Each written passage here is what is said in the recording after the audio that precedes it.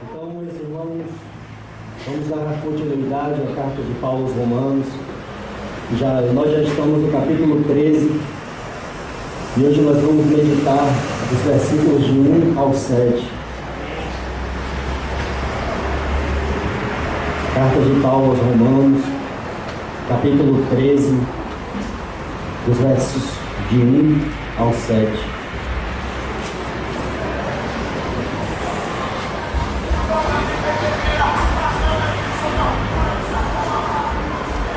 Diz assim a palavra de Deus: todo homem esteja sujeito às autoridades superiores, porque não há autoridade que não proceda de Deus, e as autoridades que existem foram por ele instituídas, de modo que aquele que se opõe à autoridade resiste à ordenação de Deus, e os que resistem trarão sobre si mesmos condenação. Porque os magistrados não são para temor quando se faz o bem, e sim quando se faz o mal. Queres tu não temer a autoridade? Faz o bem e terás louvor dela, visto que a autoridade é ministro de Deus para o teu bem.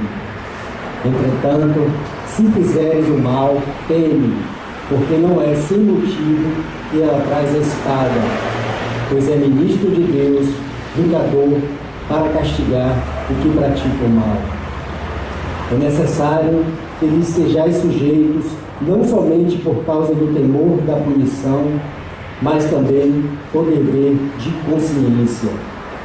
Por esse motivo, também pagais tributos, porque são ministros de Deus, atendendo constantemente a este serviço.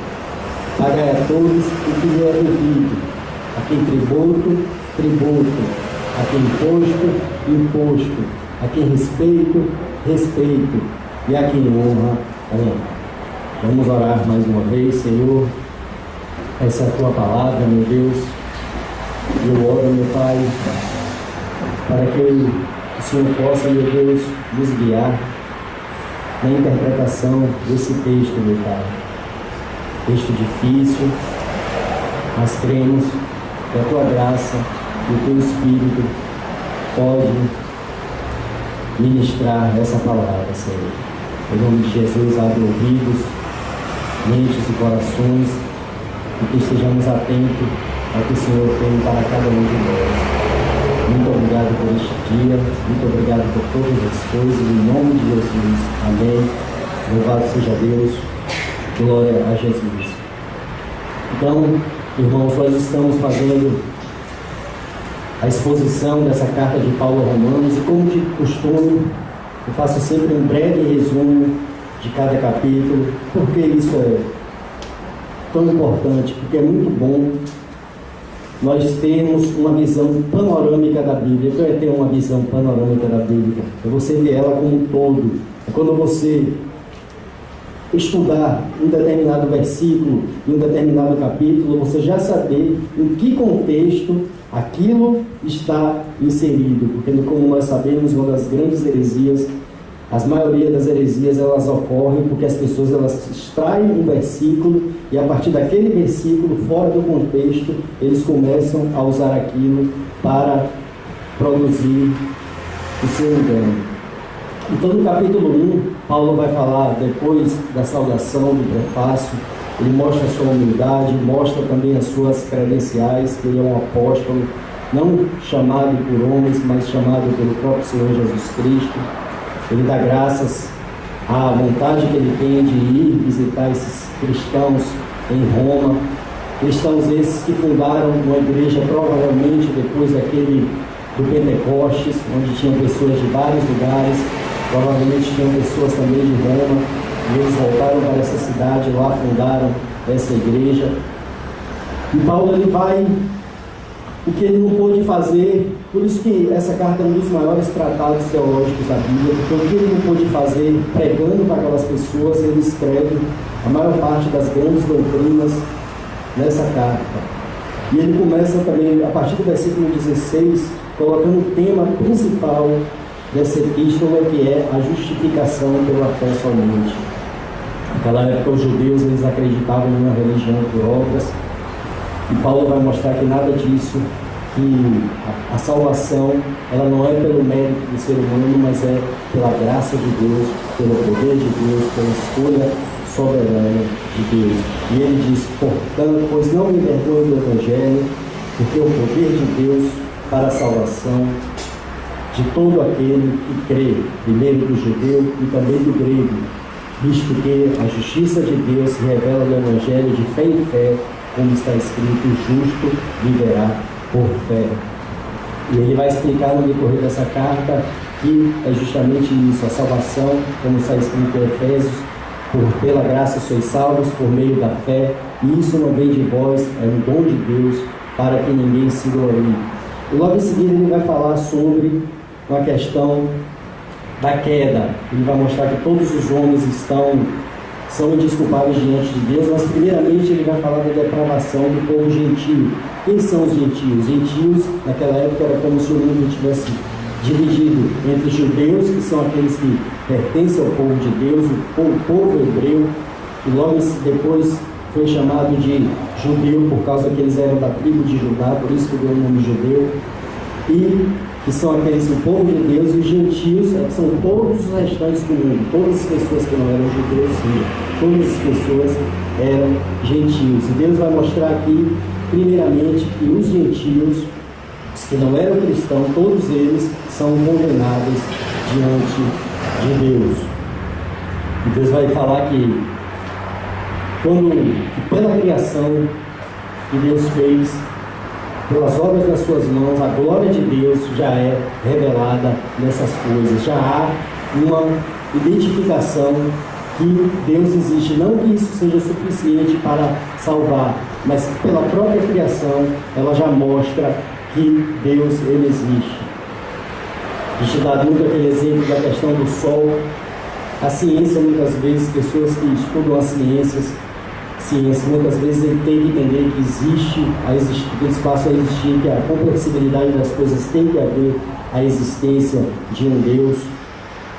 Mas o homem, pela sua queda, pela sua contaminação, pela sua corrupção, eles não adoraram a Deus, eles adoraram a criatura, eles adoraram a eles mesmos. Somos egocêntricos por natureza, e todos eles se tornaram condenáveis diante de Deus. Já no capítulo 2, ele vai falar agora sobre a questão dos judeus. Os judeus, eles achavam que era um povo salvo por nascença, só pelo fato de eles serem descendentes de Abraão, eles terem recebido a lei de Moisés. Eles achavam que eles receberam a lei, eles achavam que automaticamente eles eram salvos por nascimento. E Paulo vai mostrar aqui que não. Os judeus, eles também são indesculpáveis diante de Deus, e que os judeus ainda estão numa situação pior do que a daqueles gentios. Por quê? Porque eles, além de serem pecadores, eles se tornaram hipócritas. Eles pregavam uma coisa, colocavam fardos pesados nas pessoas, mas não viviam aquilo que eles pregavam. Então Paulo vai dizer que eles são indesculpáveis diante de Deus. No final do capítulo 2, ele vai falar quem é o verdadeiro israelita. Ele vai dizer que o verdadeiro israelita não é aquele que foi circuncidado exteriormente. Aquele ato que Deus fez de ao 8º dia, Deus mandou que cada filho hebreu ele cortasse o prepúcio dele, e o povo hebreu ele achava que só pelo fato de a pessoa ter feito esse ato, esse ritual, já era salvo. Mas Paulo vai dizer que a verdadeira circuncisão não é a circuncisão exterior, mas é a circuncisão interior, a circuncisão do coração. O verdadeiro israelita é aquele que é circuncidado interiormente, é aquele que recebe um coração novo.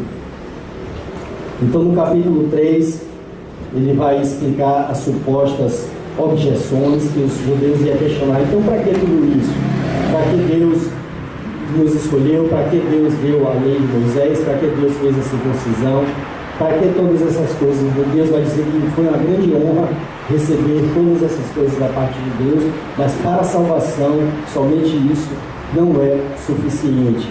E aí vai entrar naquele versículo muito citado, que é que todos pecaram e destituídos estão da glória de Deus. E aí entra o Evangelho. No versículo 21, mas agora sem lei se manifestou a justiça de Deus, testemunhada pela lei e pelos profetas. Justiça de Deus mediante a fé em Jesus Cristo para todos e sobre todos os que creem, porque não há distinção. E aqui ele mostra, depois que todos, fala a respeito da queda, que todos pecaram, ele vai mostrar que a salvação é só por meio da fé em Jesus Cristo. No capítulo 4,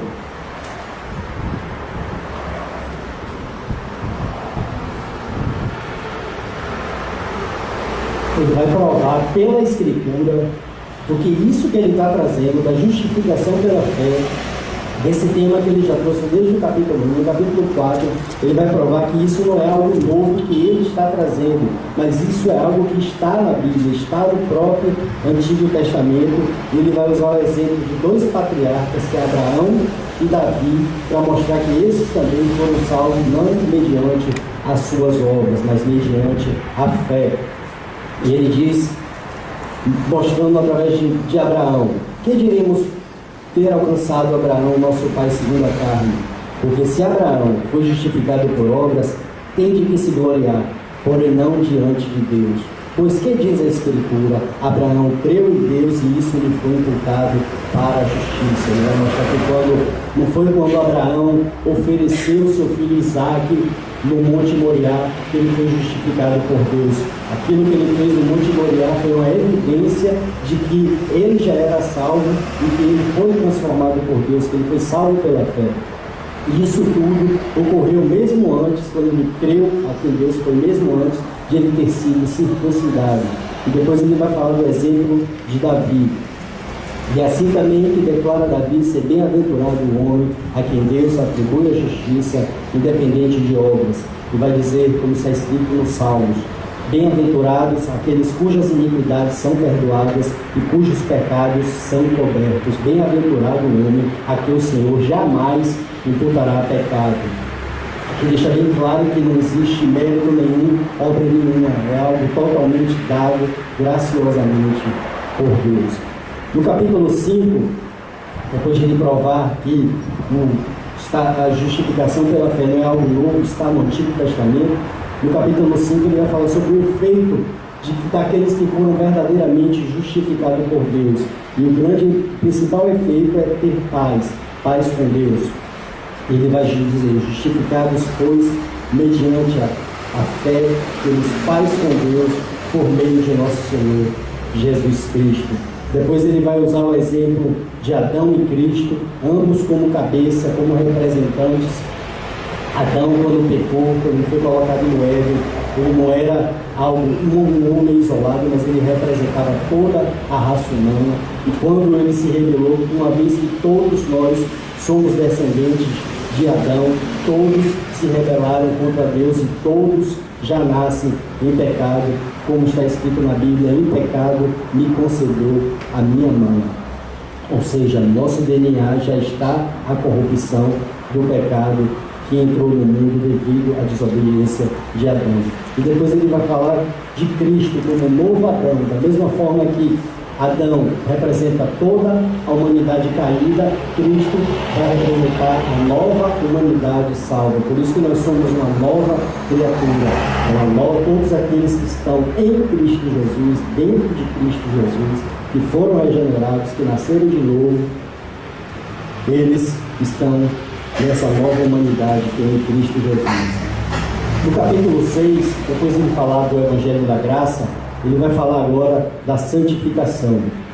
Uma vez que o Evangelho da Graça é pregado, que você é salvo não por obras, por fé, uma vez que que lhe é dito essas coisas, a maioria das pessoas tem o intuito de justificar, de querer usar isso para pecar mais. Já se é assim, se Deus já determinou, então eu vou curtir o mundão e se eu for salvo, Deus vai lá e me chama. Mas Paulo vai dizer que não é nada disso. Não tem nada a ver com isso, que se você foi justificado, se você foi realmente salvo por Deus, você vai ter uma vida voltada à santificação e não uma vida voltada ao pecado.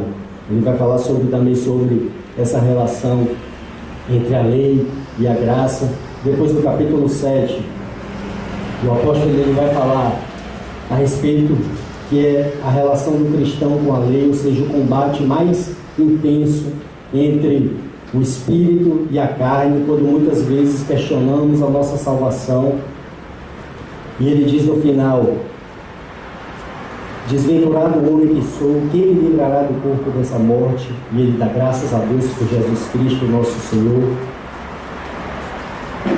No capítulo 8, ele vai falar já justamente o contrário. No capítulo 7, ele está falando dessa batalha entre a carne e o espírito, que uma vez achamos que nós não somos salvos, que nós vamos morrer, que nós não temos jeito. No capítulo 8, ele já vai falar justamente o contrário, da certeza da salvação, que aqueles que são filhos de Deus, eles podem sim ter certezas de que são filhos de Deus. Depois ele vai falar que o sofrimento que a gente passa hoje não é algo que não se deve ser nem questionado com as coisas que o Senhor, com a glória do Senhor que há de ser ministrada. Depois ele vai falar o que em teologia é chamado de corrente dourada, ou seja, são vários elos. Uma vez que você recebeu o primeiro, você vai chegar até o último. E quando ele diz: e aos que predestinou, a esse também chamou, e aos que chamou, a este também justificou, e aos que justificou, a este também glorificou. Ou seja, não há pausa, não há intervalo. Uma vez que você foi predestinado, uma vez que Deus te chamou, e uma vez que Deus ele lhe justificou, você será glorificado. Depois ele vai falar sobre as provas do amor de Deus.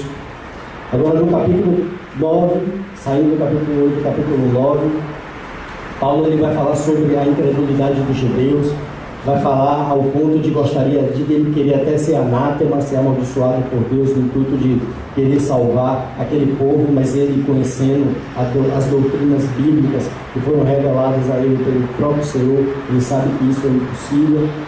Mas ele fala da incredulidade dos judeus, e depois no capítulo 9 vai falar sobre a predestinação, a eleição. Ele vai usar os exemplos de Jacó e Esaú, ambos filhos da mesma mãe, gêmeos, e antes de ter nascido, antes de terem feito obra alguma, Deus já tinha amado um e rejeitado ao outro. Depois ele vai falar sobre que a rejeição de Israel não é compatível com a justiça de Deus, ou seja, Deus ele sempre vai ter o seu remanescente. No capítulo 10, fala também sobre essa questão de que os judeus eles rejeitaram essa justiça de Deus. Às vezes é poderoso para injetar na videira de volta. Ele usa o exemplo da videira, e ele vai falar sobre os galhos que foram quebrados, que foram judeus e foram injetados. O ramo, a oliveira brava, que é os gentios. Se ele fez isso, o mais difícil, que é o enxerto, de você pegar uma oliveira e colocar, fazer o enxerto e ela continuar florescendo, ainda será mais fácil no final, quando terminar a plenitude dos gentios, que nós estamos vivendo a plenitude dos gentios, onde o número total dos gentios serão alcançados.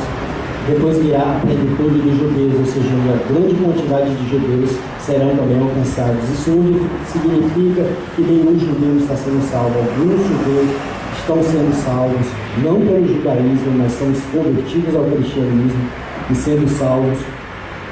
É só que no final, quando acabar a plenitude dos gentios, um grande número de judeus serão acrescentados ao reino de Deus. Depois no capítulo 12, fala, saímos da teologia, agora então Paulo vai falar da prática. Aqui ele sai da doutrina e que devemos colocar em prática. Ele diz: rogo-vos, pois, irmãos. Esse pois aqui se refere a tudo que ele tem ensinado até aqui. Ele diz: irmãos, depois de vocês terem ouvido tudo isso, todas essas grandes, tudo isso que Deus fez, você deve apresentar o seu corpo santo, vivo, como sacrifício a Deus, que é o culto racional. Depois, ainda no capítulo 12, falamos sobre o serviço do cristão, como ele deve servir com os seus dons na igreja. Depois falamos também a relação dos cristãos como membros da igreja e com as pessoas, como eles devem se posicionar com o mundo. E agora no capítulo 13, nós vamos analisar mais 3 tipos de relacionamento. Hoje, de 1 ao 7, é a nossa relação com o Estado, com as autoridades, com o governo. No capítulo 13, de 8 a 10, nós vamos falar sobre o relacionamento do cristão com a lei. E versículos 11 ao 14, com a volta do nosso Senhor Jesus Cristo. E vamos começar pelo verso 1.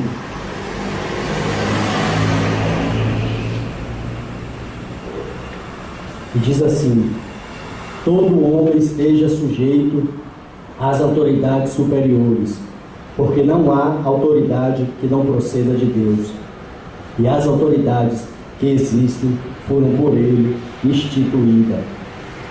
Ou seja, é dever de cada cristão e também de cada pessoa sujeitar-se às autoridades, como está escrito no início do verso 1. Todo homem esteja sujeito às autoridades superiores. Mas o que acontece é que nós lutamos contra isso. Por quê? Porque na nossa corrupção pecaminosa, nós queremos derrubar autoridades que estão sobre nós. Nós somos chamados a nos sujeitar às autoridades em cada fase da nossa vida. Do ponto de vista teológico, o princípio é o da obediência civil. Devemos nos esforçar para sermos submissos às autoridades. Ao longo de toda a história redentora, houve grandes modelos de obediência civil, tanto de homens como de mulheres. A Bíblia nos conta que Jesus ele nasceu em Belém, como Miqueias havia profetizado em Miqueias 5:2. Mas tu, Belém, Eufrata, posto que pequena para estar entre os milhares de Judá, de ti é que sairá aquele que há de reinar em Israel, e cujas saídas são desde os tempos antigos, desde os dias da eternidade. E o que ocorreu? Ocorreram certos eventos para que levassem Maria e José a estarem no local profetizado para o nascimento.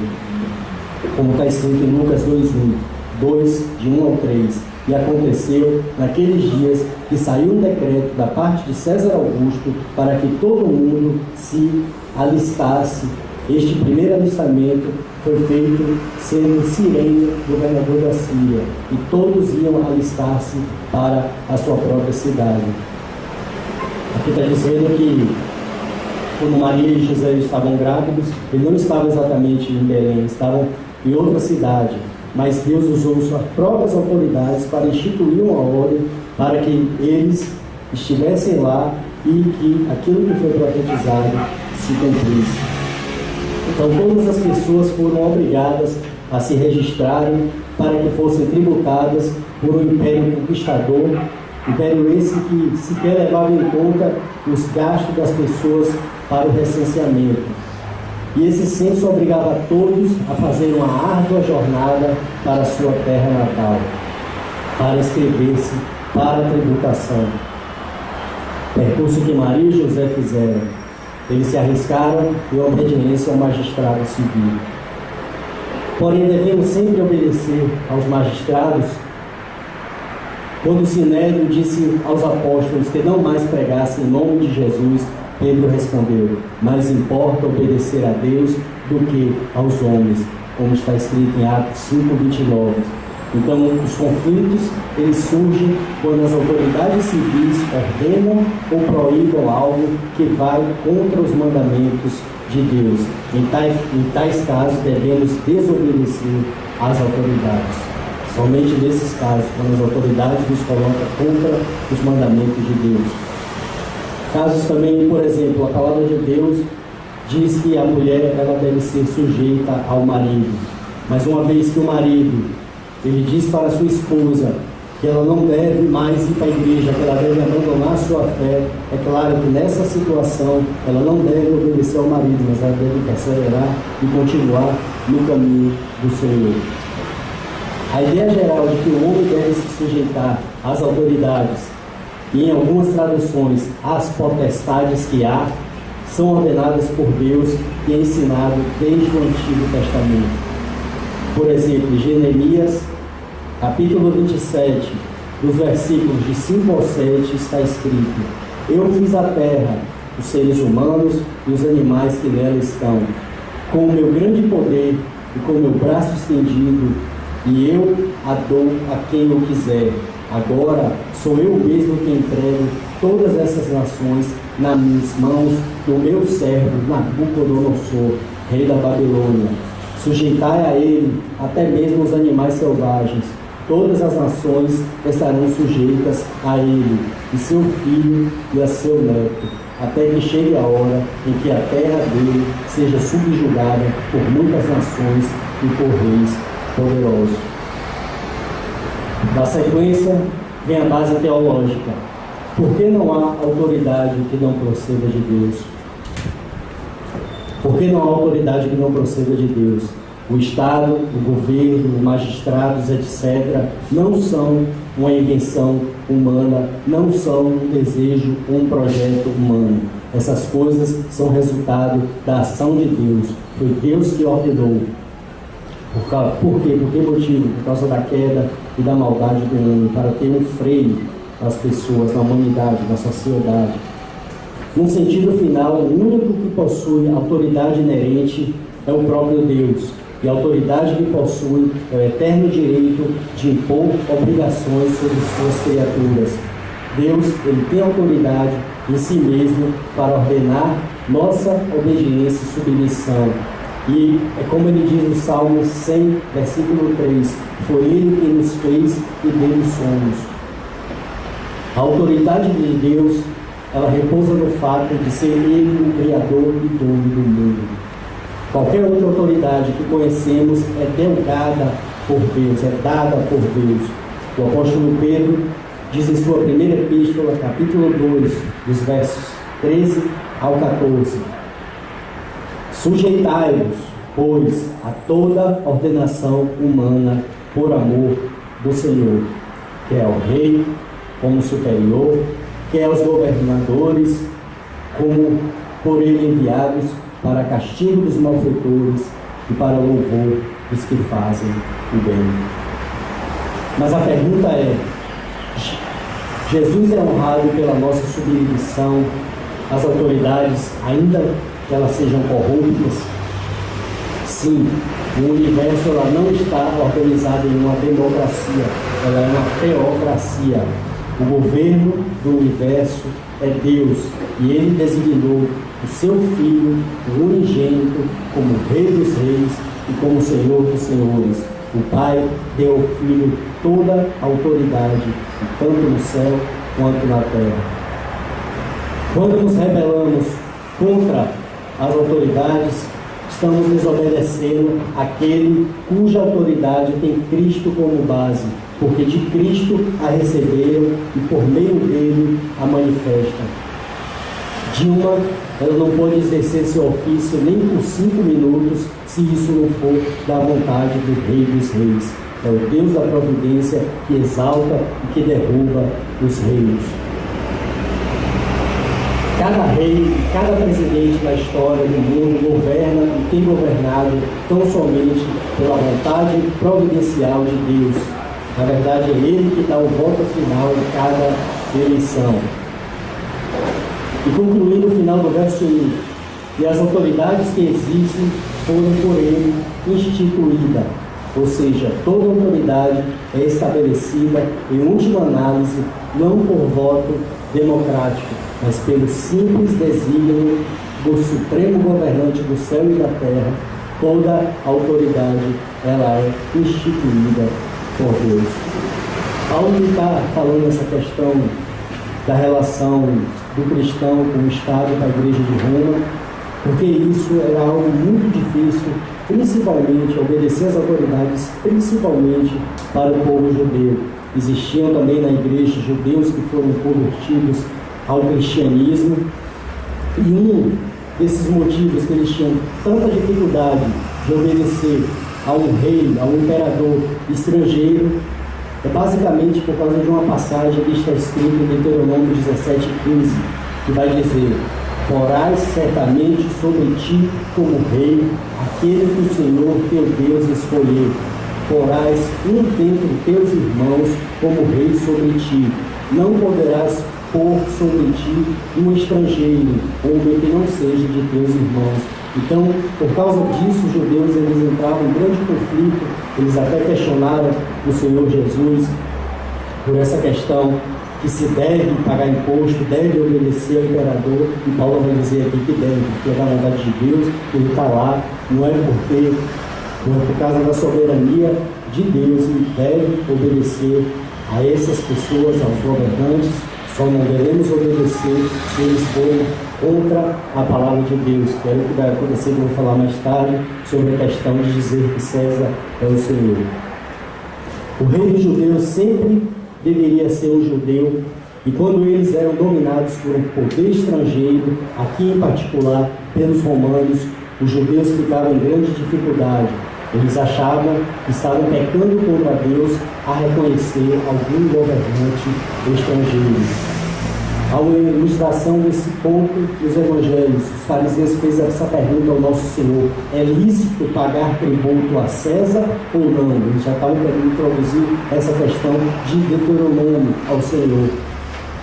E Deus, e todos sabem, Jesus ele vai dizer de quem é essa esfinge. Ele mostra a esfinge, que vai dizer de César. Ele diz: dai a César o que é de César e dai a Deus o que é de Deus. Vamos para os versos 2 e 3.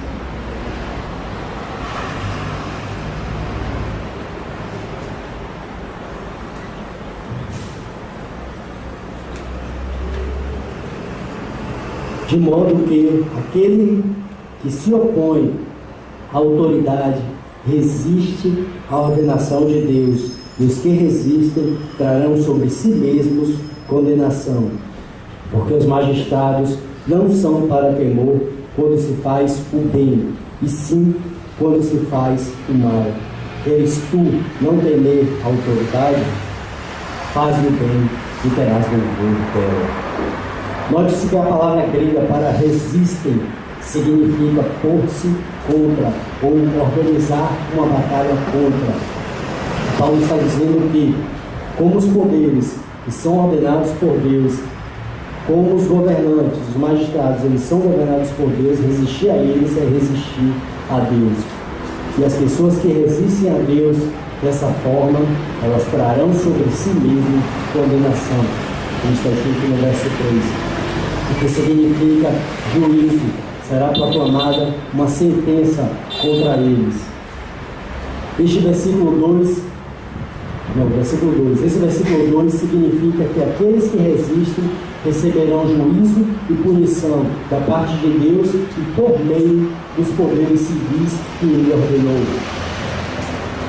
Deus ele é soberano na eleição, Ele que determina quem será o presidente, quem será o prefeito, quem será todas as coisas. Mas o fato de Deus colocar essa pessoa como governante não significa, porém, que ele é um governante aprovado por Deus. Não significa que ele aprova. Um exemplo disso nós temos no Antigo Testamento, o exemplo do rei Saul e Davi. A gente sabe que quando o povo de Israel, o povo hebreu, saiu do Egito, eles foram na terra de Canaã, eles deviam guerrear, tomar aquela terra, matar aquelas pessoas e ficar naquela terra. Eles observaram que os povos, todos eles tinham um rei, e o povo deles não tinha um rei homem, um rei, uma pessoa humana. Eles eram governados pelo próprio Deus, e eles se indignaram e questionaram a Deus e quiseram um Deus humano, em forma de homem. Então Deus ele deu para eles o rei Saul. O rei Saul não foi o tipo de rei que Deus, com as qualidades que Deus gostaria que governasse. Esse seguiria a ser Davi. Na verdade, Saul era o tipo de rei que aquele povo gostaria de ter: um homem grande, forte, robusto, general de guerra. E logo depois vem o rei realmente que Deus gostaria de colocar, que era o rei Davi. Mesma conta acontece com Dilma, com Hitler, até com Hitler. Eles estiveram lá pela soberania de Deus. Em última análise, Foi Deus que colocou Dilma como nosso presidente, foi Deus que levantou Hitler para fazer todas aquelas atrocidades, mas isso também não significa que ele aprova essas pessoas, porque essas pessoas são colocadas lá, nós não sabemos com exatidão, só sabemos que faz parte do plano perfeito de Deus para glorificar ainda mais a Jesus Cristo. Continuando no verso 3, porque os magistrados não são para temor quando se faz o bem, e sim quando se faz o mal. Queres tu não temer a autoridade? Faz o bem e terás louvor dela. Observe que esse também é um ponto de sabedoria proverbial, porque ninguém fez mais bem no Império Romano do que o apóstolo Paulo. No entanto, no final das contas, ele não recebeu o louvor dos magistrados. Pelo contrário, ele recebeu sua sentença de morte.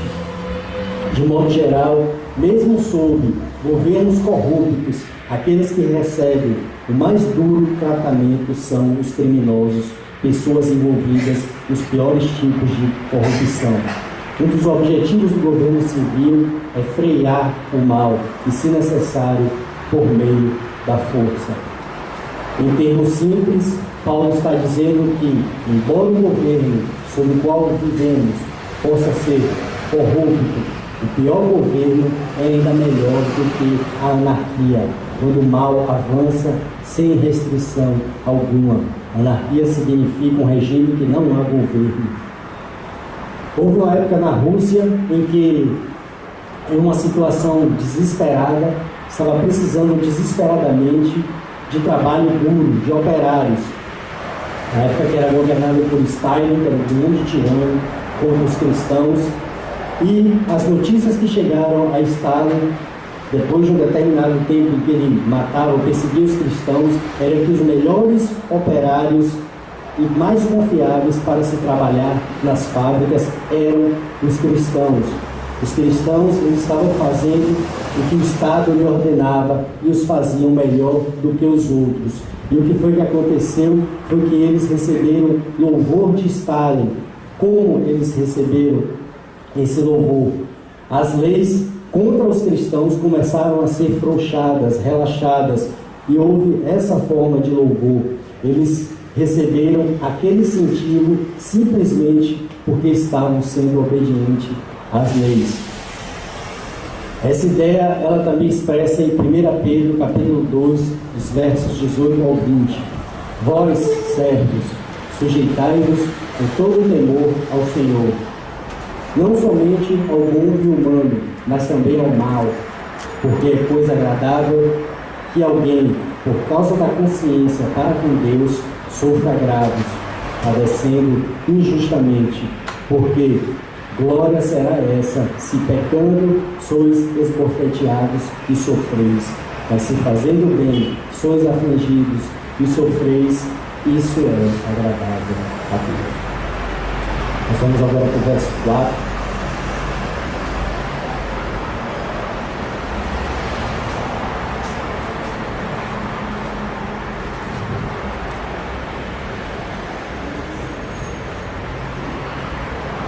E visto que a autoridade é ministro de Deus para o teu bem, entretanto, se fizeres o mal, teme, pois não é sem motivo que ele traz a espada, pois é ministro de Deus, vingador, para castigar o que pratica o mal. Essa questão desse versículo 4 é onde há mais discordância em meio à teologia.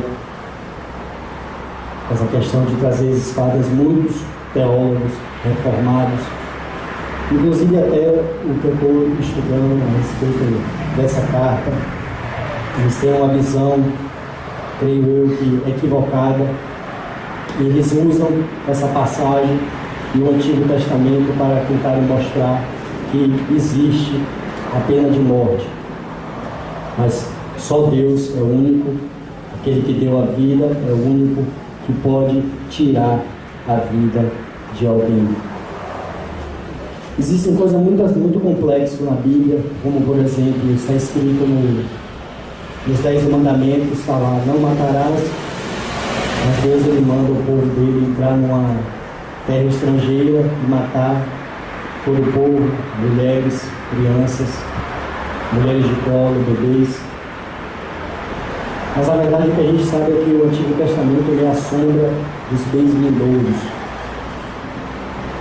E a realidade é aquilo que nosso Senhor Jesus Cristo ele traz à luz, que é a revelação de Deus, é Jesus Cristo.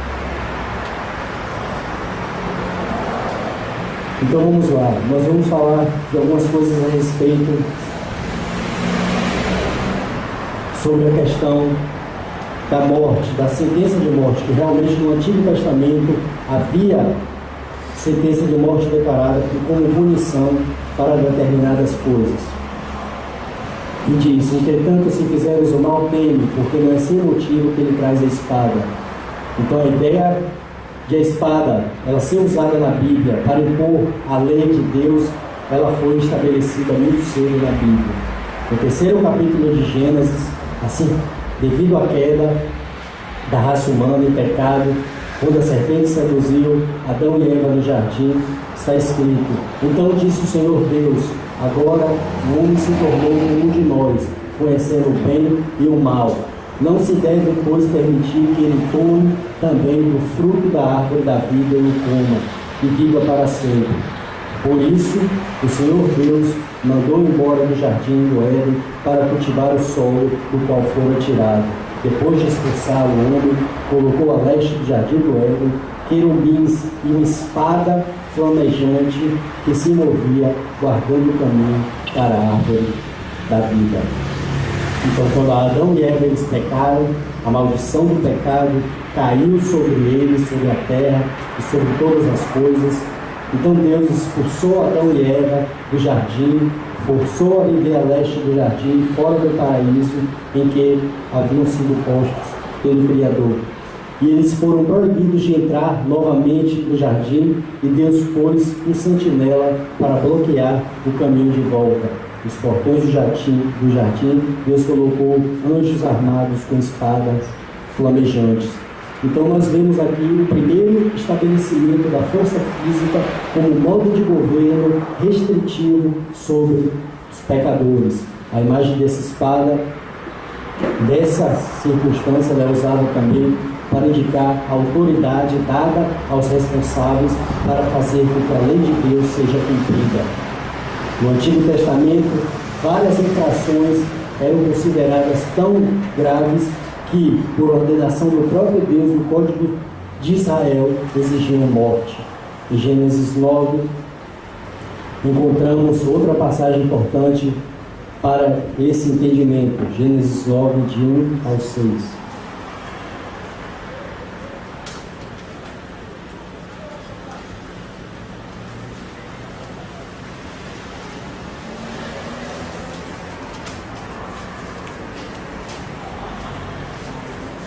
Abençoou Deus a Noé e a seus filhos e lhe disse: sede fecundos, multiplicai-vos e enchei a terra. Pavor e medo de vós virão sobre todos os animais da terra, e sobre todas as aves dos céus, tudo que se move sobre a terra, todos os peixes do mar, nas vossas mãos serão entregues. Tudo que se move e vive, ser-vos-á para alimento, como vos dei a erva verde, tudo vos dou agora. Carne, porém, por sua vida, isto é, por seu sangue não comereis. Certamente requererei o vosso sangue, o sangue da vossa vida, e todo animal o requererei, como também da mão do homem, sim, da mão do próximo, de cada um requererei a vida do homem. Se alguém derramar o sangue do homem, pelo homem se derramará o seu, porque Deus fez o homem segundo a sua imagem.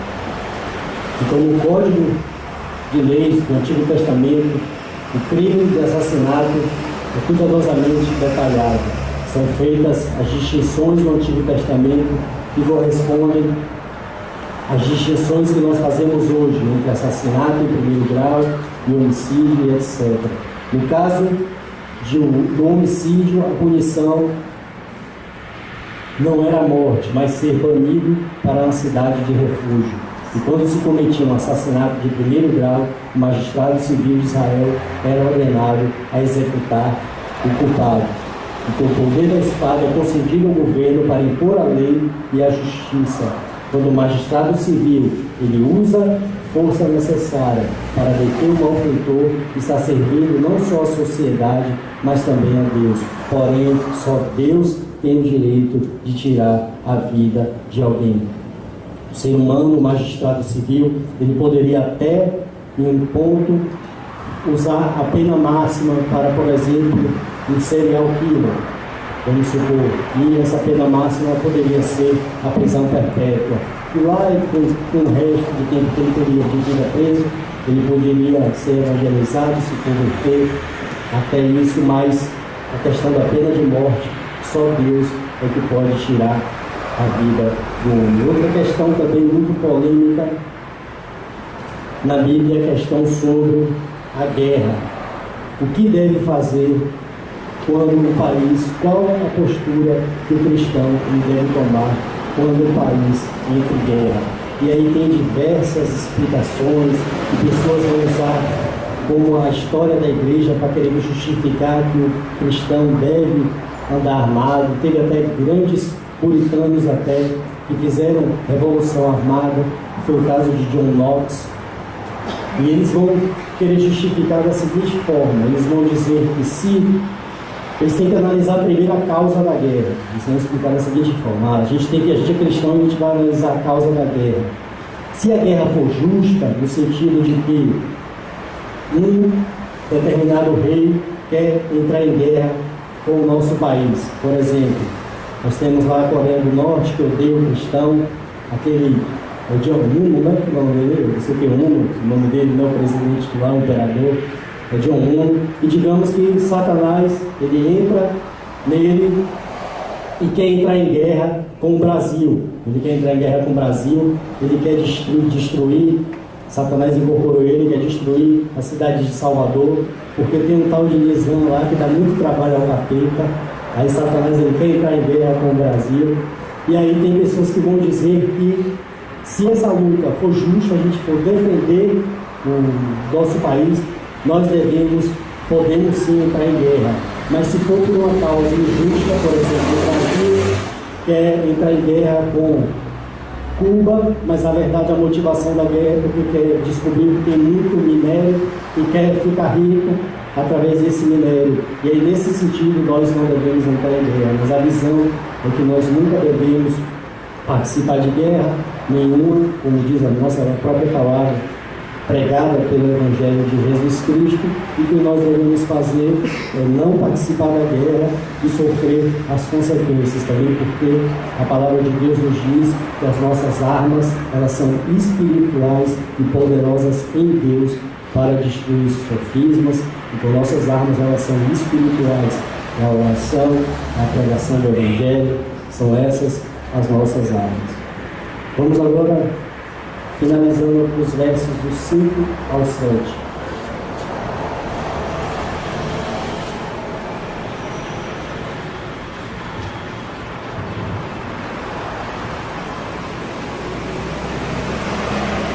É necessário que lhes sejais sujeitos, não somente por causa do temor da punição, mas também por dever de consciência. Por esse motivo, também pagais tributos, porque são ministros de Deus, atendendo constantemente a este serviço. Pagai a todos os que lhe é devido, a quem tributo, a quem imposto, a quem respeito, e a quem honra. Então, o apóstolo Paulo, inspirado pelo Espírito Santo, prossegue e diz: é necessário que lhes sejais sujeitos, não somente por causa da punição, por causa do temor da punição, mas também por dever de consciência.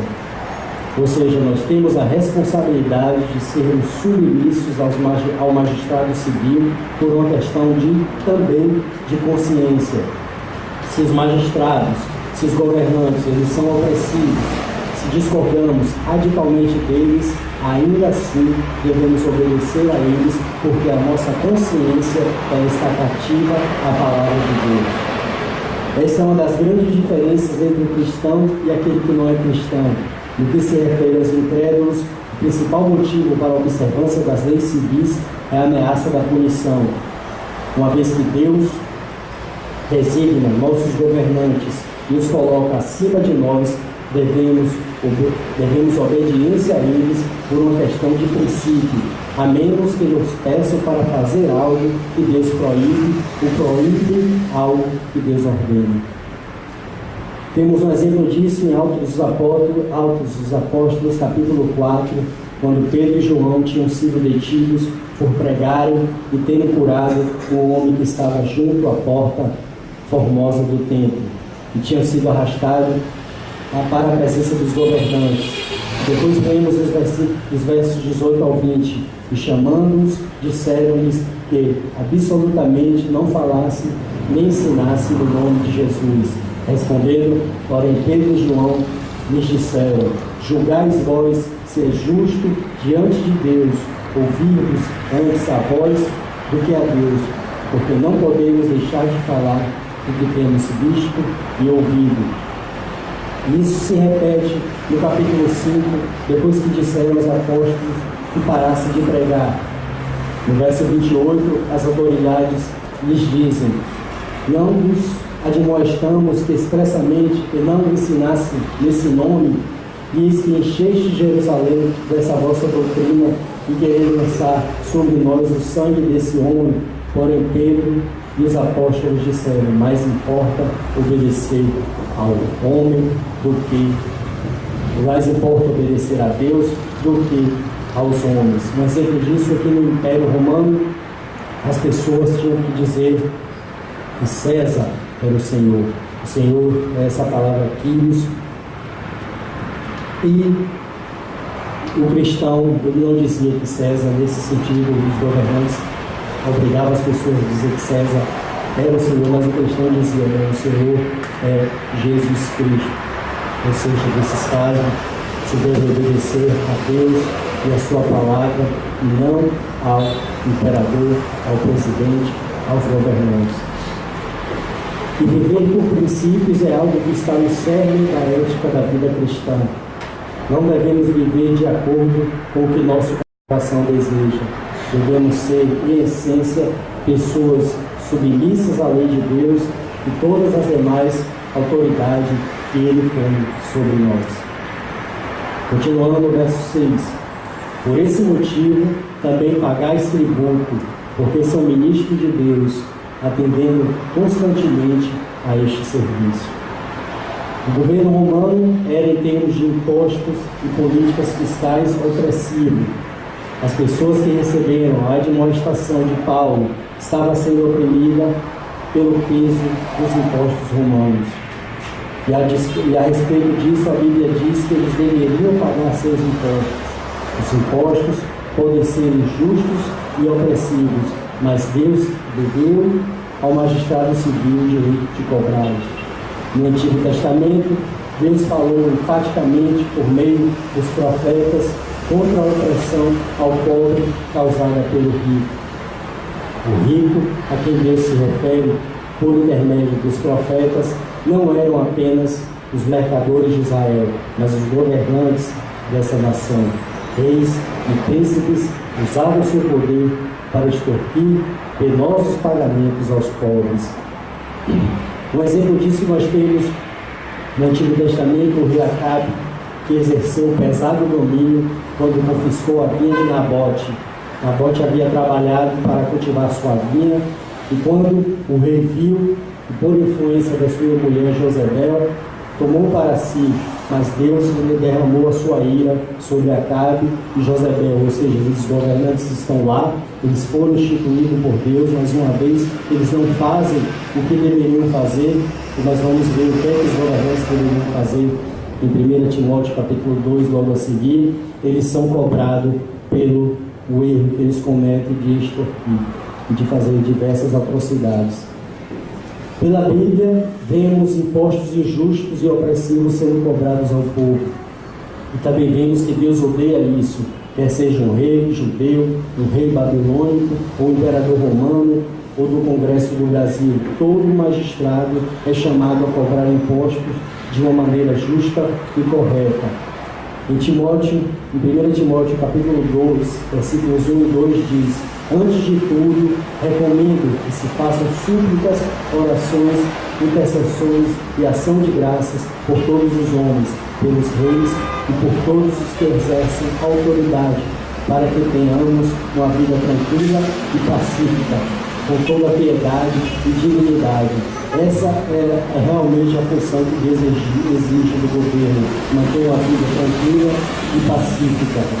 No Estado, ele faz isso restringindo o mal e suas manifestações.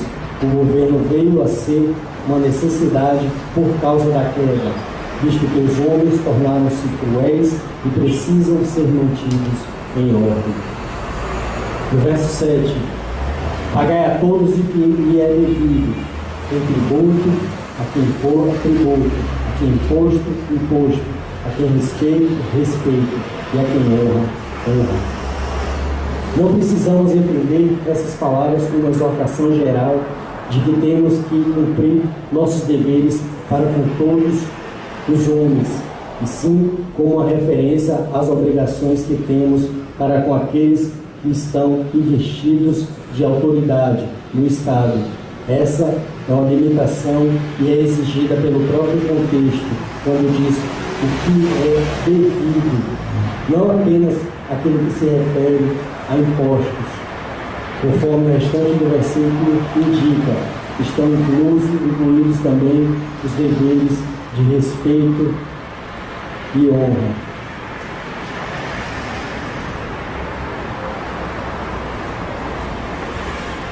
Paulo está dizendo aos cristãos que somos obrigados e devemos pagar nossos impostos, devemos dar ao Estado o que é devido, a justiça e a retidão que nos submetamos à tributação. O rei deve ser honrado, mesmo que o rei não seja uma figura honrada, deve ser honrado. Devemos honrar nosso pai e nossa mãe, mesmo que não mereçam isso, porque os pais devem ser honrados. Não devemos reduzir a justiça e retidão cristã à simples fórmula de Métrio e Demétrio, ou seja, merecer e não merecer. Há pessoas que não merecem honra, mas por decreto de Deus possuem esse direito, e eu preciso honrar a quem a honra me é devida. Então, concluindo esse conteúdo, a Igreja e o Estado, segundo o ensino do Novo Testamento, são inteiramente distintos, não há autorização nenhuma para que um controle o outro.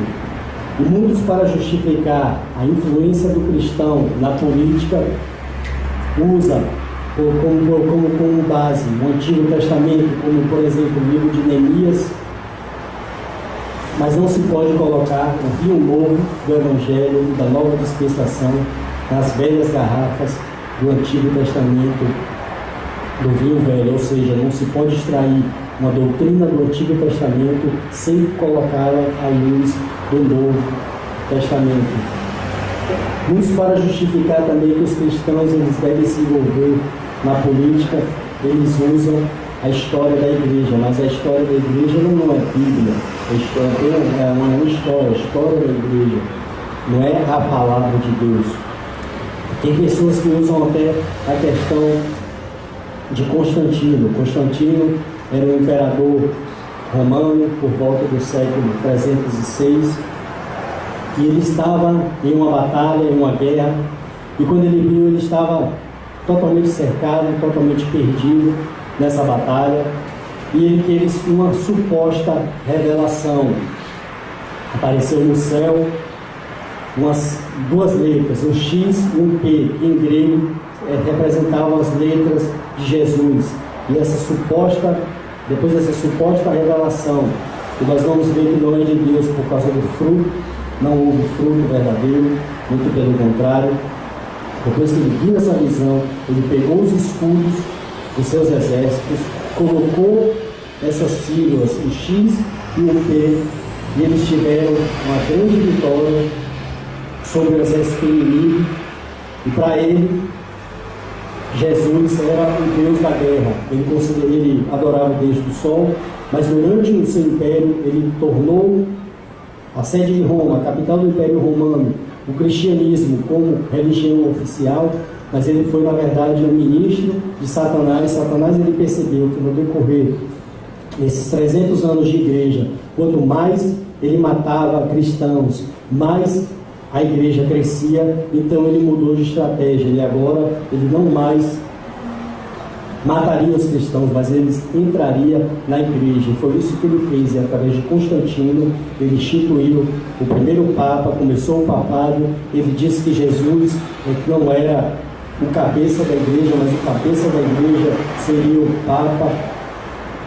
E a partir dali, o mal, a luxúria, o engano começou a entrar dentro da igreja, que foi a idade das trevas. E ele não deixou de adorar ao Deus dele do sol, e para Jesus ele era apenas o Deus da guerra, para dar vitória nas guerras. Por isso que essa suposta revelação não foi de Deus, foi do diabo, porque não colheu um fruto digno de uma conversão genuína.